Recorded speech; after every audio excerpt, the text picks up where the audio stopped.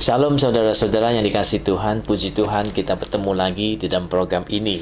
Kami bersyukur kepada Tuhan, siang hari ini saya bisa membagikan firman Tuhan yang saya ambil dari Matius pasal yang ke-16, ayatnya yang ke-19. Di sini dikatakan, "Kepadamu akan kuberikan kunci kerajaan surga. Apa yang kau ikat di dunia ini akan terikat di surga, dan apa yang kau lepaskan di dunia ini akan terlepas di surga." Ini adalah perkataan Tuhan kita Yesus Kristus kepada waktu itu kepada Pak Petrus ya. Tapi saya percaya kepada kita semua yang mengatakan kita melakukan tugas pelayanan kepada Tuhan, maka ayat ini diberikan untuk kita. Kalau kita mengembangkan pekerjaan Tuhan, ayat ini adalah milik kita. Semua orang percaya akan memiliki kuasa untuk menyikat dan melepaskan ya. Di sini dikatakan apa yang kau ikat di dunia ini akan terikat di sorga, dan apa yang kau lepaskan di dunia ini akan terlepas di surga. Nah, saudara-saudara sekalian, artinya apa? Artinya surga atau Tuhan di atas sana mendukung kita ya. Kita melepaskan atau kita mengikat, dia juga berserta dengan kita melakukan hal yang sama, yaitu mendukung kita. Dan saya teringat Tuhan Yesus bilang, "Aku menyertai kamu," kan? Ya, dengan kuasa-kuasanya dia menyertai kita. Jadi saya teringat satu kali melakukan pelayanan ke daerah Puncak ya, dulu di atas Puncak di Jakarta dulu. Nah, pelayanan kami di sana hari itu ada retreat ya, retreat, banyak anak-anak yang datang, anak-anak muda yang datang. Dan hari itu Roh Kudus turun secara luar biasa. Dan ketika Roh Kudus turun, banyak orang yang dilepaskan ya dari kuasa-kuasa yang jahat ya.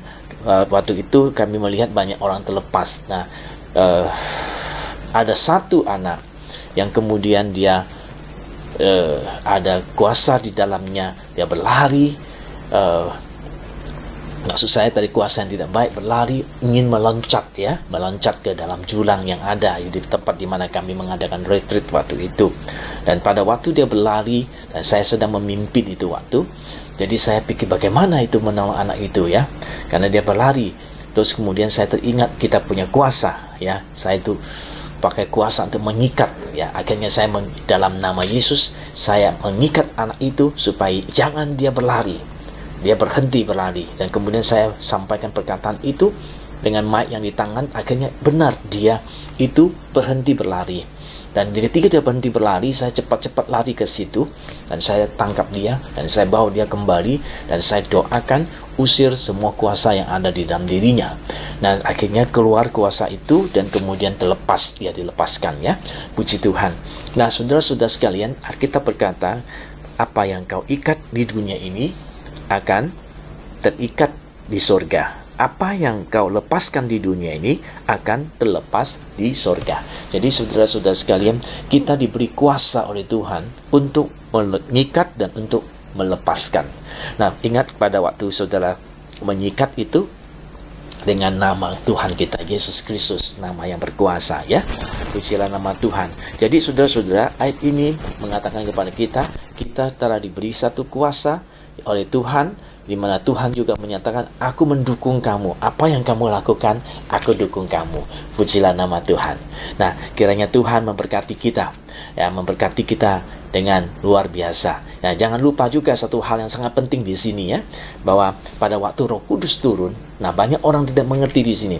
Nah, kenapa Roh Kudus turun itu kok sepertinya yang orang yang dipenuhi Roh Kudus itu keluarnya manifestasinya lain-lain, itu bukan Roh Kudus gitu. Nah, saudara, betul. Orang yang dipenuhi Roh Kudus itu, Roh Kudus akan membersihkan orang itu.